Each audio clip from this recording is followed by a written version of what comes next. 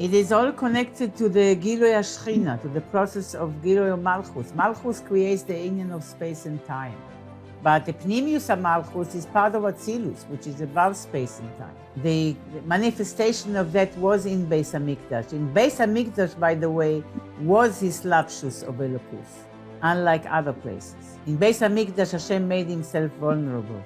And that also means that he allowed us to bring him into the confinement, so to speak, of time and space and reveal the truth that time and space are really higher than what they look like.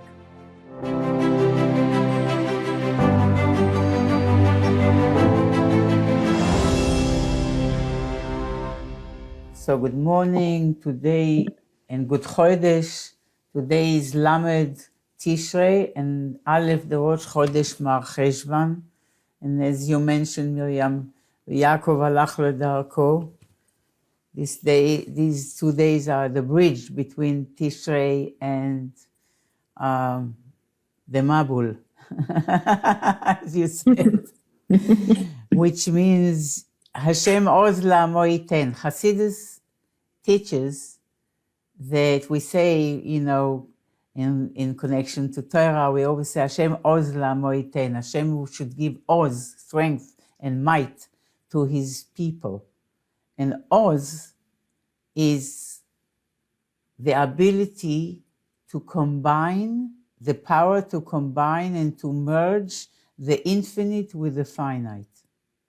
When you see anywhere, in the Tanya, in the Torah Oz, have in mind that besides the literal simple meaning that Oz means the strength, the might, the courage, but Oz also means the special power to merge and integrate the infinite with the finite. And this is perhaps one of the ways to look at Yaakov halach ledarko, that all the downloads that we received milamayla on Tishrei, now we have to take all this infinity and integrate it into our finite reality. And it's definitely through Torah and mitzvahs it's possible. So now we have to get back to so everybody should have a good Chodesh. Chodesh is the celebration of women. What you are saying, to connect the infinite to the finite, it's very interesting. That this is the theme of Parshas Noach Tavshinun Beis. Hashem Hu Elokim. This is our purpose, to reveal Hashem within Elokim, and finally Hashem and Elokim will be totally mamish one with Moshiach. Everybody should have a gebenched Chodesh, full of simchas, and the Mabul should be a Mabul of Das, Es Hashem Kamayim Layam B'chasim. We should be showered with divine knowledge, with divine light, with divine inspiration, with kindness, with love, with unity, and kol tuv begashmis uberuchnius. To Hemshech Samech Vov, the Maimar Vayolech Havaye Es Hayam, and we are on page Reish Chaf Aleph, the bottom, where it says, Vehine lehavin ma'u b'china zu anikra ein sof. In the old edition, I think it's Kuf Samech Vav. Vehine lehavin ma'u b'china zu anikra ein sof. Now we are now into the kind of like really a scala of Hemshech Samech Vav. This is what the Hasidus people are investing their minds. So you should know that you are Ayin base is adding to Samech Vav on more depth and more details and updates. But this is really the Askala part of this Maimarim. And we learned before the different opinions between the early Mekubalim and the Ramak, Reb Moshe Cordovero, about what is Keser. And can you say that Keser is Ein Sof or not? Is it Kadmon or not? And we concluded so far with the conclusion of the Arizal. What is the Achra, the resolution of the Arizal? The resolution of the Arizal is that in Keser there are two aspects. There is a lower aspect, there is the lowest, the highest aspect of Keser is the lowest aspect of Ein Sof. The inner, the higher aspect of Keser is the lowest aspect or level, if you can say, of Ein Sof. And then the external, the lower aspect of Keser, says the Arizal, is the origin of the Nivraim, of the worlds. Quitzonius HaKeser. So now, from the Achra of the Arizal, that in Keser, there is the lowest level of Ein Sof, from that is clear, if the Arizal tells us, listen, the inner level of Keser, the higher level of Keser, is really the last level of the infinite itself. So from that, it's obvious that the Arizal is telling us that Ein Sof is not Keser. If he's telling us that in Keser there is the lowest level of Ein Sof, then we cannot say that Keser is Ein Sof. We can say that in Keser there is a level, the lowest level of Ein Sof, but Keser doesn't equal Ein Sof. Very simple, nothing deep here, just logic. The Arizal says Keser has two aspects to it. The external aspect of Keser is the beginning of the Nivraim, of worlds. That's Arich. What's the internal, the highest aspect of Keser? It's the lowest level of Ein Sof, of Elokus, of Ein Sof, whatever you want to call it. Here we're calling it Ein Sof. So from this itself, it's clear that there are two things. There is Keser and there is Ein Sof. Ein Sof is higher than Keser, right? But the Arizal says, okay, it's higher than Keser, but the lowest level of Ein Sof is in Keser. Okay? So from this we learn that Ein Sof and Keser are two different things. There is Keser, and higher than Keser there is Ein Sof. And the lowest of the Ein Sof is in Keser.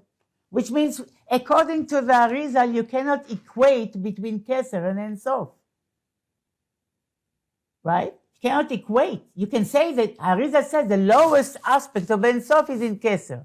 But you cannot say from there that Keser equals Ein Sof, like the early Mekubalim.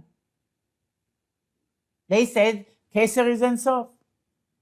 From the Arizal, you see it's not. Because he says only the lowest level of Ein Sof becomes the inner level of Keser. So these two things, this Keser, and higher than Keser, there's Ein Sof. Yes? See, so here we see from the Arizal that it's not like the early Mekubalim, whom we learned that they said that Keser is Ein Sof, Keser is Kadmon, if we remember. And Arizal says no, there's Keser and there's Ein Sof. The lowest level of Ein Sof is in Pnimius HaKeser, fine. But they are not equated. Keser is lower and Ein Sof is higher. That's on one hand. Now continue, follow me. On the other hand, the Arizal divides Ein Sof to the higher level or lower level. The Arizal is saying only the lowest level of Ein Sof is invested in Keser, right? That means that the Arizal holds that there are levels in Ein Sof, right? It says only the lowest, the most external, the coarsest level of Ein Sof is Pnimius HaKeser, right? That means the Arizal is saying that in Ein Sof there are levels. The higher level is not in Keser. Only the lowest level is Keser. So there are levels in Ein Sof. Levels in Ein Sof, it cannot be Atzmus. Because in Atzmus, there are no levels. Atzmus is total oneness. No lamata, no mala, no yamin, no small, no nothing. No levels in Atzmus. Oh, so that means that the Arizal holds that Ein Sof is not Atzmus. And that enables him to say that in Ein Sof there are levels. So now we are seeing that the Arizal is pointing to an aspect which on one hand, it's not Keser. It's Ein Sof. Higher than Keser. On the other hand, it's can be divided to levels. So if it's higher than Keser, but it's divided to levels, it's not Atzmus, cannot be Atzmus, because the Atzmus cannot be divided to levels. So the Arizal is pointing to something which is in between Keser and Atzmus. How does he say in here? Ma she'einenu Atzmus eino Ein Sof. On one hand, what is not Atzmus is not Ein Sof. This is the Ramak. And on the other hand, Atzmus as well is not Ein Sof. As the Arizal, as we see from the Arizal, Atzmus is higher than Ein Sof. So we need to have something in between. What is the in between? That's the big chidush of the Alter Rebbe, who brought, it's not a chidush, but it's a revelation, uncovering and getting us, helping us to get to know intimately Or Ein Sof. That on one hand, Or Ein Sof is Or and not Atzmus, and therefore in Or there are levels. In Or, as you said, can be Tzimtzumim. That's on one hand. On the other hand, says the Alter Rebbe, and that's the main chidush, is that Or me'ein ha'ma'or.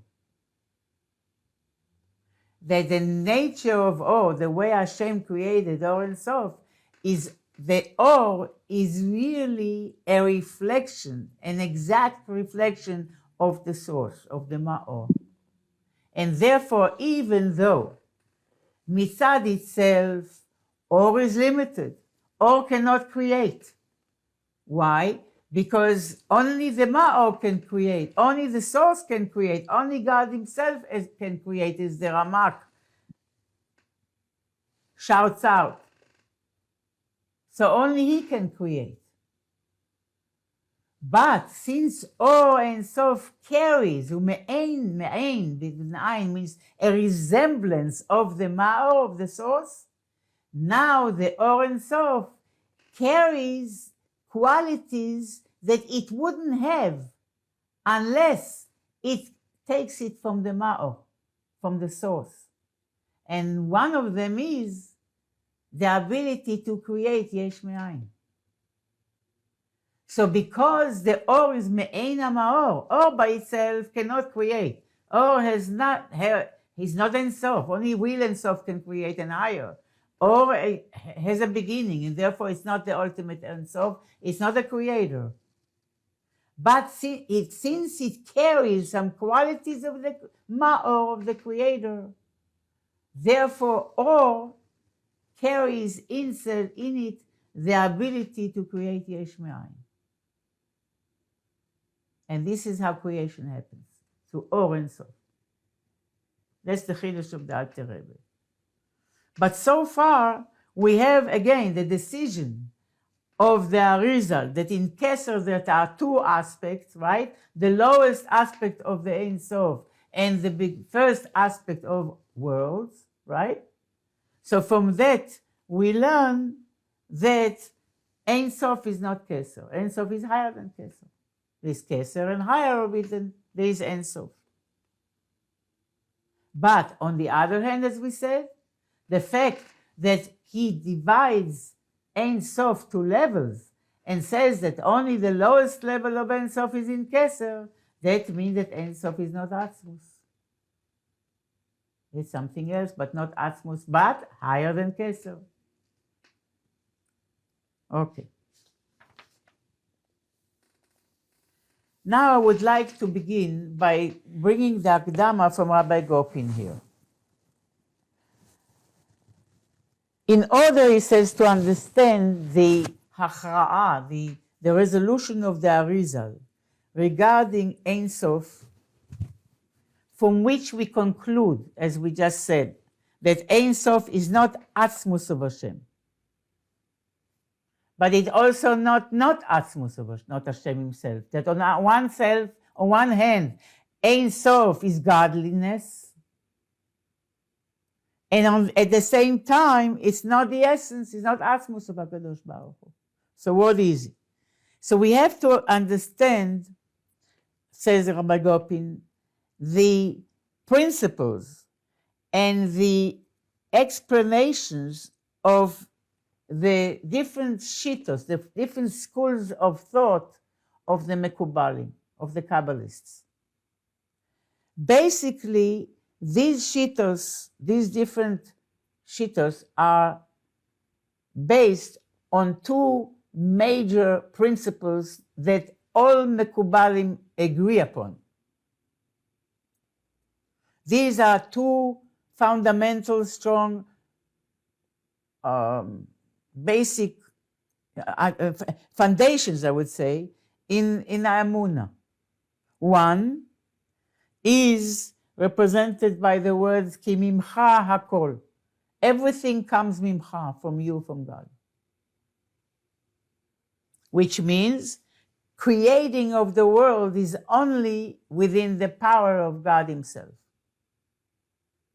Only him, and only he can create me'ayin le'yesh. This is one principle. Mimcha hakol. He's the only creator. He's the only one that has the ultimate power of creating yesh me'ayin. Creating yesh me'ayin, again, we already know that doesn't mean that it means something from nothing. There's no such thing as nothing. Ein od milvadoi. So creating yesh me'ayin, it's creating in such a way that the creation doesn't feel its source at all. And he's asking me'ayin, from where am I coming? I don't ever see my source. In any case, that's one principle that everybody agrees, all the Mekubalim. The second one is, Ani havai lo shanisi. That's from Malachi. Navi Malachi says, Ani havai lo shanisi. I havai did not change. What does it mean? That the creation of world did not affect any change on God.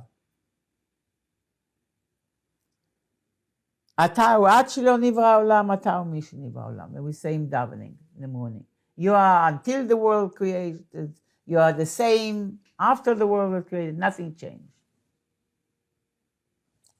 Seemingly, explains Rabbi Gopin, these two foundations of belief, that everything comes from him, he's the only creator, and at the same time, he doesn't change at all, creation doesn't change him, doesn't affect him. Lich'ora, seemingly, they contradict each other. Because it is simply, on a simple way, it's hard to understand how the creation of world did not cause any change in HaKadosh Baruch Hu himself.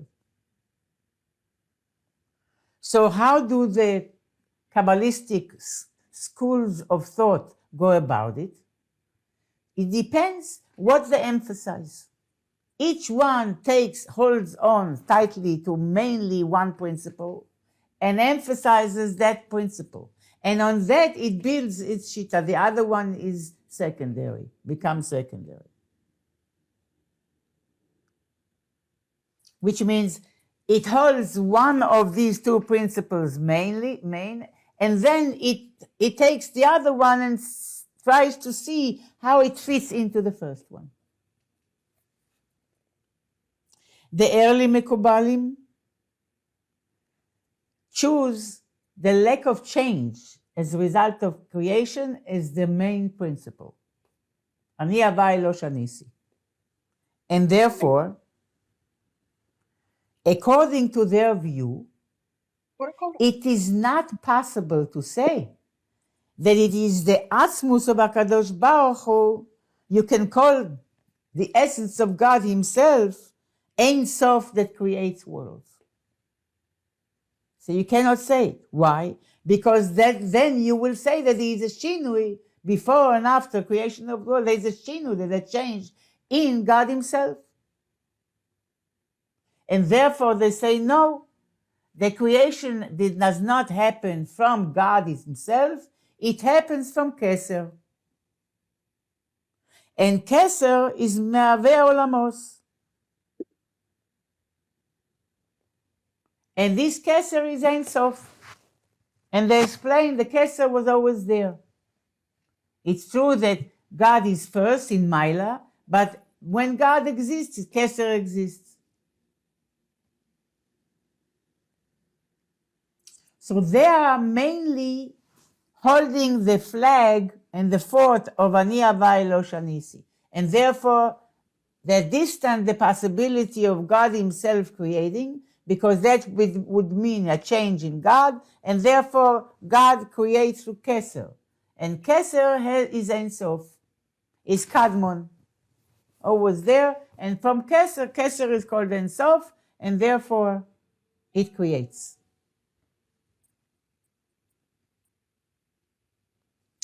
Reb Moshe Cordovero, the Ramak, choose the second principle, or the first that we mentioned, Ki mimcha hakol. Is the main principle. And therefore, if everything is you and everything comes from you, according to Reb Moshe Cordovero, Ein Sof, that creates worlds, has to be God himself. Nothing else. Because mimcha hakol, everything is from you. That means you are creating, not any other thing, even not Keser, that has Kadmon and this, that. No, you yourself are creating. And Keser, therefore, is not Ein Sof, according to Moshe Cordovero.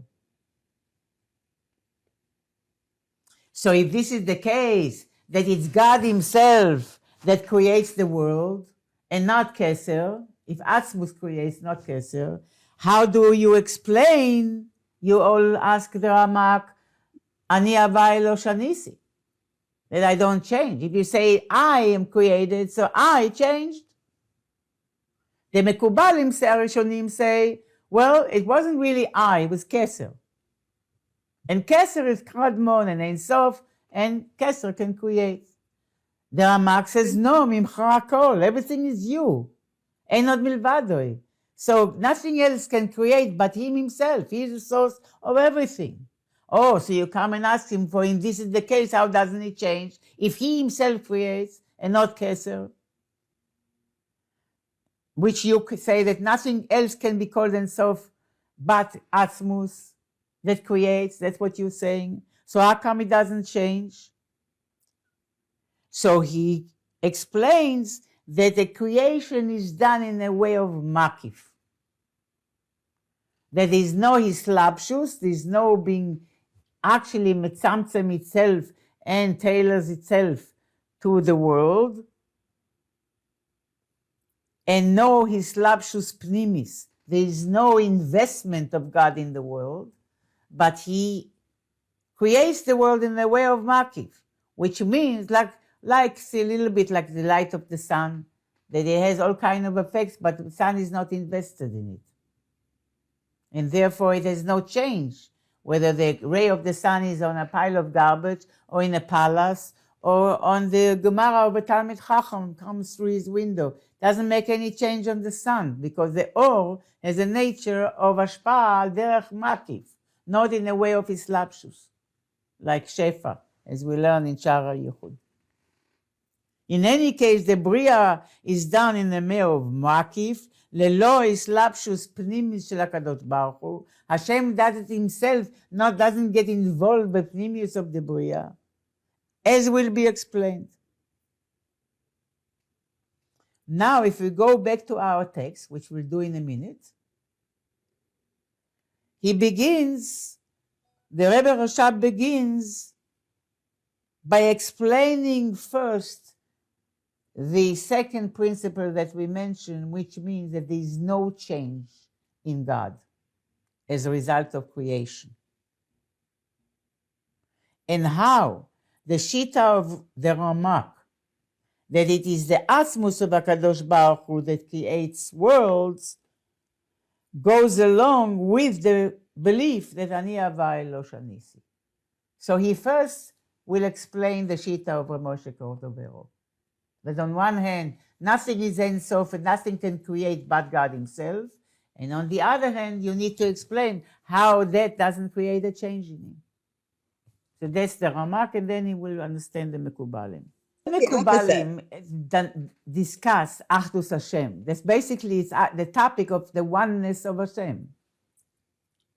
Now, it can be perceived in many, many ways and understood in many, many ways when you break it into details. And the nature of when you break something into details is that you have all kinds of opinions coming up. You know, like Beis Shammai and Beis Hillel. They both come from Shmaya and Naftalion. And Shmaya and Naftalion had only one disagreement between them. Then came Shammai and Hillel. They are Talmidim. They are followers. And they had already 3 disagreements. And then come Beis Hillel and Beis Shammai, the house of Hillel and the house of Shammai. So many disagreements. So, as the concept of Ein Od Milvadoi is being analyzed and broken down to details, you have a development of the consciousness and the understanding of what it means. And that's what we see as Kabbalah is evolving. And resolved through the Arizal and then completely unfolded by the Alter Rebbe. And applied by the Rebbe Melech HaMashiach to bring the Geula Mitzvah Shleima. So we are learning this process of understanding. That's the inyan of Hareini Mispalel Ledas Ze Hatinok. I am davening like a little child. I don't know levels. I don't know spheros. I don't know oros, kelim, ak, akudim, nekudim. Before the tzimtzum, after the tzimtzum, I daven to you. Yes, that's always good. We need to daven always with that. You know, we should never lose that. We should never lose the child in us. Vehine le'avin ma'u b'china zu hanikra ein sof. So just as, you know, we had a discussion, what is Keser? Then we see the difference, how the early Mekubalim view Keser, how the Ramak view Keser, how the Arizal views Keser. And now we have a similar discussion regarding what is this that is called Ein Sof. They don't disagree in terms of defining Ein Sof. They're just, what are we pointing to when we say Ein Sof? The question we were left with. It's something beyond Keser and not Atzmus. צריך להבין מה הכריח את הרמ"ק לפרש לאין סוף קאיה לעצמוס. We have to understand what forced Rabbi Cordovero to explain that Ein Sof is a term you can only apply to Atzmus. The early Mekubalim didn't agree with it, right? They said Ein Sof, they applied it to Keser.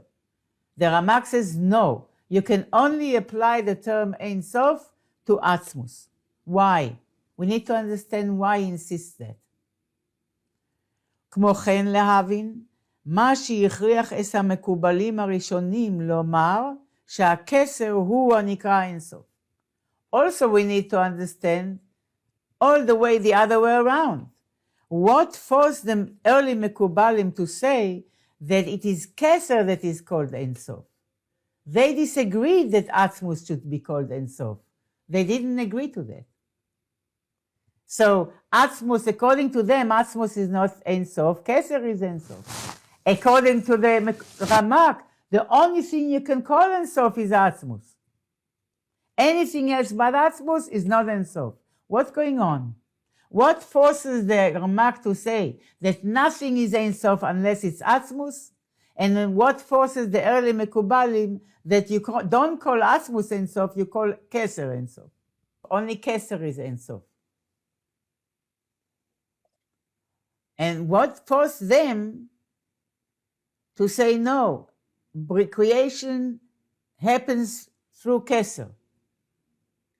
And Atzmus you don't call Ein Sof. It's higher than that. Keser is Ein Sof. The Ramak says no. Nothing is Ein Sof but Atzmus. What's going on? In other words, to understand the Shita of the Arizal, we need to look at carefully the foundation of the machlokes between the Mekubalim and the Ramak. What stands behind the Shita of the Ramak? That Ein Sof applies only to Atzmus? What's behind this way of thinking? That Ein Sof is only Atzmus, nothing else is Ein Sof. So we need to understand what stands behind his Shita that you can only call Atzmus Ein Sof.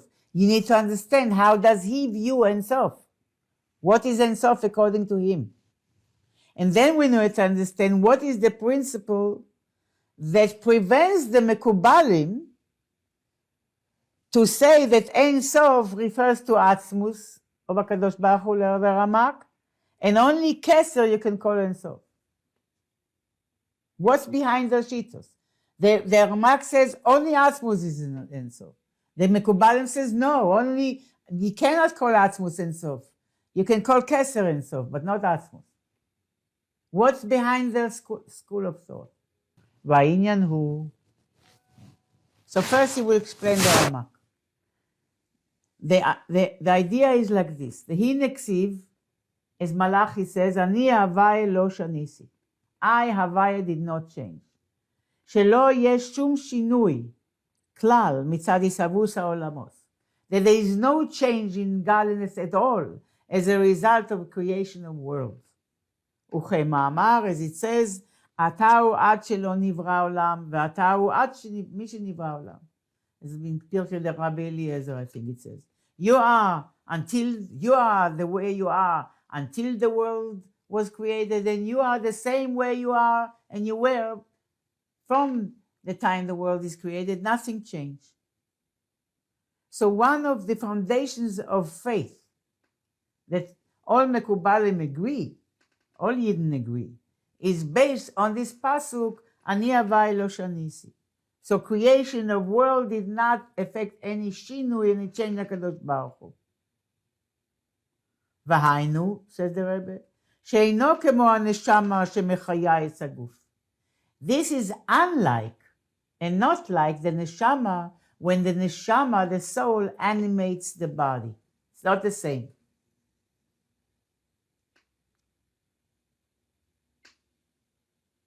So now we need to explain what is the difference between the way the Hashem creates the worlds and the way the nefesh is mechaya es haguf and animates the body.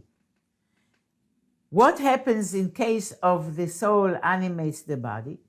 שמספעלת ומקבלת שינויים ממקרה הגוף. The soul is affected and changes, and experiences changes as a result of the different experiences and occurrences of the body. Lefi, why? And you see, your mood can change when you feel this way or that way, and so on and so forth. There is an intimate relation between the nefesh and the guf, and one is affected by the other.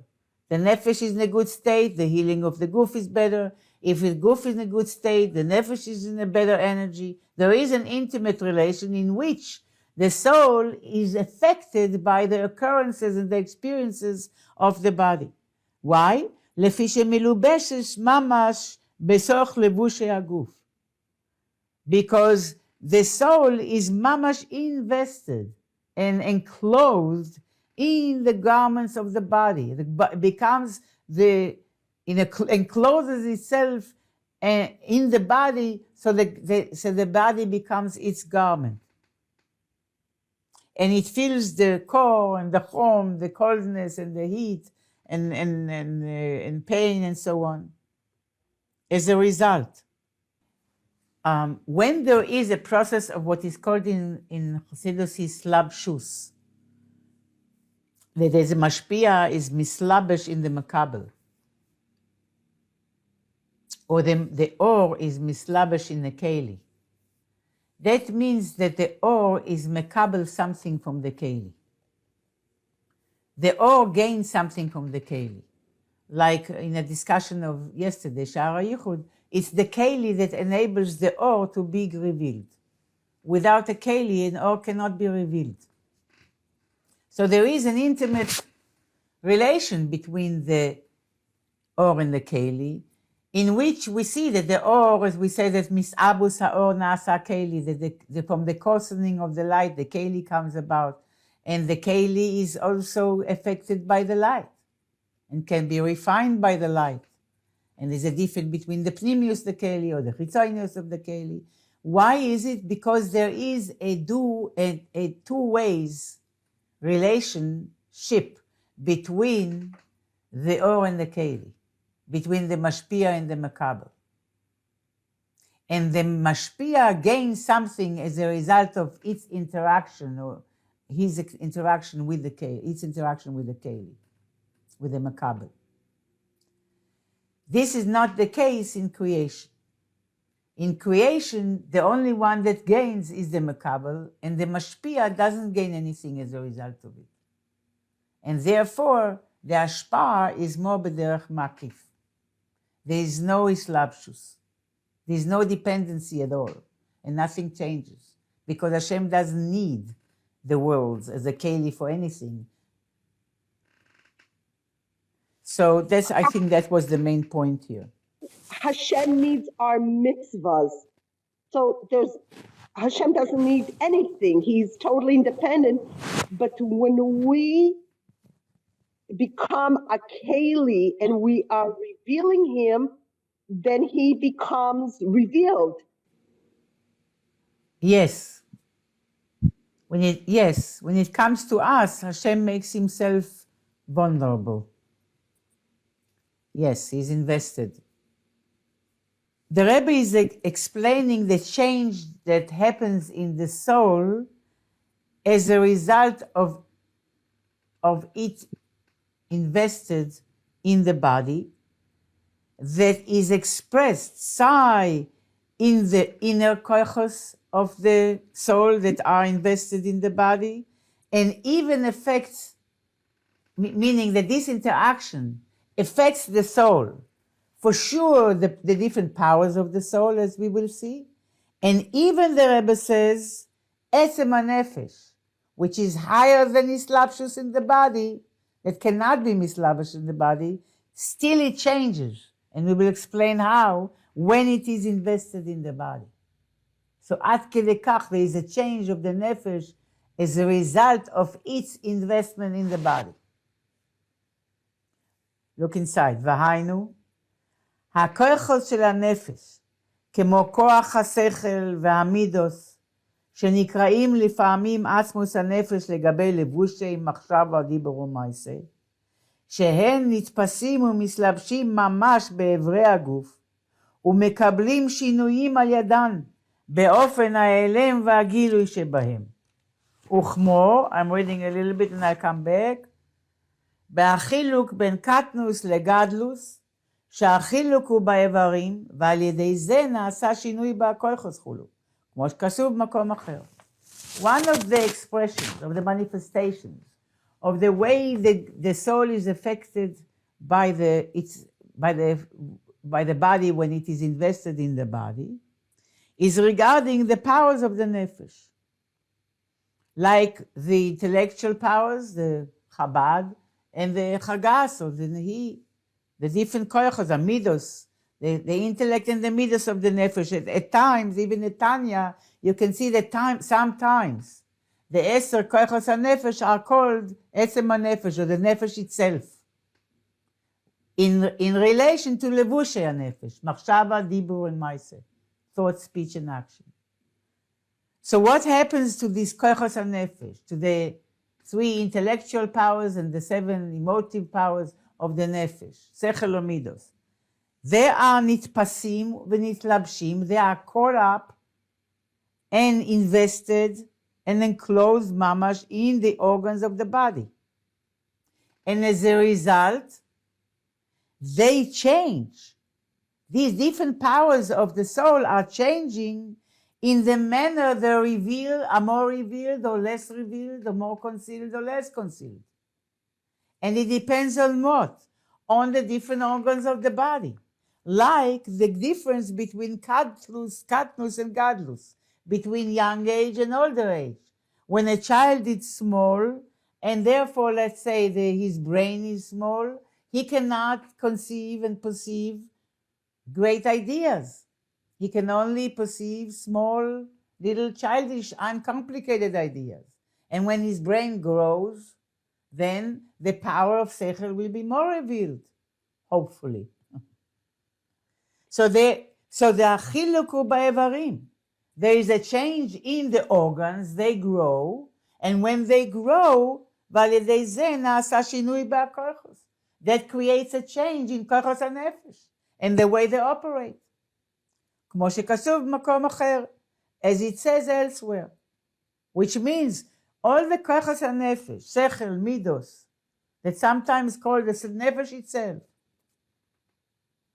are enclosed in the organs and the limbs of the body, the physical limbs, the moach, the lev, and the rest of the organs, and they are caught up in the different evarim, and they change. And there is a difference in the way they reveal themselves outwardly, depending on the organs. And this is so in Sechel, and this is so in Midos. A little child can be only excited by little things and can be angry by little things. And when he grows up and his heart grows as well, then his Midos are coming out of the soul in such a way that he is affected by greater things and more complicated things and maybe more spiritual things or more refined things, whatever it is. So we see that the change in the hamshacha of the chayus from the soul depends on the changes of the organs of the body. Now it's not only the koicha, says the Rebbe. Even etzem hanefesh is affected. Etzem hanefesh, we always say that etzem hanefesh, chaya, even chaya, and how much more so yechida, etzem hanefesh, is not mislabash in the body. There's no organ that can host it. וגם עצם הנפש, says the Rebbe, שאינו מלובשת, אינה, so it has to be, הגם שאינה מלובשת ממש בגוף, even though you're right, עצם הנפש is not ממש enclosed in the body. There's no organ for עצם הנפש. It's all equal all over. ואין בה שינויים דקטנוס וגדלוס. And you're right, there's no change of katnus and gadlus, of maturity or immaturity and maturity and growth in etzem hanefesh. It's always the same. Lo mishtane, doesn't change. So Rabbi Gofen is asking here, how can you understand that? You can understand that regarding the koichos that are invested in the body, there are changes between a little child and an older and a mature person, an adult. These are, but what kind of changes can you see in etzem hanefesh? There's no change in etzem hanefesh. Etzem hanefesh doesn't change between katnus and gadlus, between young age and older age and adulthood. And etzem hanefesh is equal during all years of the life of a person. And to the extent that even in a way you can say that etzem hanefesh is not different between one person and the other. So how can you say, which means really Really, Etzem HaNefesh, there's no difference between Reuven and Shimon. So how can you say that Etzem HaNefesh, even Etzem HaNefesh changes as a result of its relation with the body? Mikol makom, look inside, says the Rebbe, הרי נתפסת גם כן בגוף ומוגדרת בו. Even עצם הנפש is caught up in the body and is defined by it. How? Not like the rest of the koichos that have שינויים, but שהרי באש שמחיה את הגוף הזה, when עצם הנפש animates and enlivens this body, אינה יכולה להחיות גוף אחר. At the same time, it cannot animate another body. וכמו שכתוב במקום אחר, as it's explained else and written elsewhere, שהרי שהיא מוגדרת בו על כל פנים כולו. That means that in one way, the nefesh, even עצם הנפש, is defined by this specific body. Because at the time that it animates this body, it cannot enliven any other body. So there is a change. It's like when we learn in Shara Yichud the difference between Or and Shefa. That in Shefa, the Mashpia gets caught up. And therefore, in Shefa Gashmi, Ad Kede Kach caught up, that if the water goes from up to down the waterfall, then the water that was up there is not up there anymore. Now it's down there in the river. Or if you give money to a poor person, you don't have the money anymore and the Makabel has it. Or is different. In Or, the Makabel doesn't, the Mashpia doesn't lose anything. But the question is, what about Shefa Ruchni? Shefa Ruchni is like a teacher. It's not Or, it's Shefa. But a teacher, when he teaches the Talmud, he doesn't lose his sechel. God forbid. Nobody would be willing to teach. Right? But, so why you call it Shefa?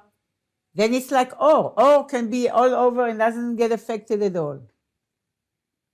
Let's say he has a very, very, very wise Talmud that he doesn't have to metzamtzum his sechel. He can give it over the way it is. It could be somebody who is a very, very bright student, so he doesn't have to metzamtzum his sechel in order to bring out his idea. He just that smart or wise student didn't know it. So all he had to do is give it over, but doesn't have to metzamtzum. He can give it the way he knows it. Because the Talmud is so bright. He can handle it. He has a keli for it. Big brain. Okay? Where is the slapshus? Why Hasidus still calls it Shefa and not Or? It's Shefa Ruchni versus Shefa Gashmi. Means he doesn't lose his sechel when he gives it. It's like a nair, a fire, good, lighting one candle from the other. You see, the Or doesn't lose anything. But there's one thing that causes this interaction to be called Shefa and not Or. And that is at the time that the teacher is teaching this shiur or this Talmud, he cannot teach another shiur and another Talmud. He's caught up in this shiur, in this interaction of wisdom. And he cannot be engaged in another one. And so too in Etzem HaNefesh, he says here, that when Etzem HaNefesh is engaged together with the Kochos HaNefesh in one body, it's not engaged in another. So it doesn't change like Kochos HaNefesh, but it is caught up and in relation with this one body, and it cannot at the same time mashpia to another body. So in a way, it is changing. Let's summarize and continue next week be'ezras Hashem. It is all connected to the Gilui HaShechina, to the process of Gilui Malchus. Malchus creates the union of space and time. But the Pnimius HaMalchus is part of Atzilus, which is above space and time. And the manifestation of that was in Beis HaMikdash. In Beis HaMikdash, by the way, was his lapsus of Elokus, unlike other places. In Beis HaMikdash, Hashem made himself vulnerable. And that also means that he allowed us to bring him into the confinement, so to speak, of time and space and reveal the truth that time and space are really higher than what they look like. The time is infinite and the space is endless. But the idea is to reveal the endless in the finite and the timeless in time. And that's even higher than each one by themselves.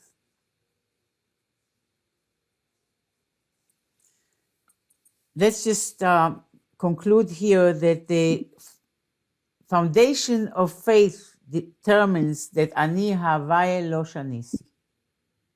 And even the creation, or as well of the creation of the world, did not affect any change in God. Why? And that's the Shita of the Ramak, because the way Hashem animates the world is different than the way the Nefesh animates the body. Because when the Nefesh animates the body, it changes. In the Koichos HaNefesh, the changes from Gadlus to from Katnus to Gadlus, from young age to older age. And also Etzem HaNefesh that animates one body cannot at the same time be engaged with another body. So after explaining that the Nefesh changes as a result of its interaction with the body, now the Rebbe next time will explain how by HaKadosh Baruch Hu, unlike the Nefesh, it's different. How it is that by HaKadosh Baruch Hu doesn't change from the fact that he animates the world, creates and animates the world. This is coming up next week with Ezras Hashem.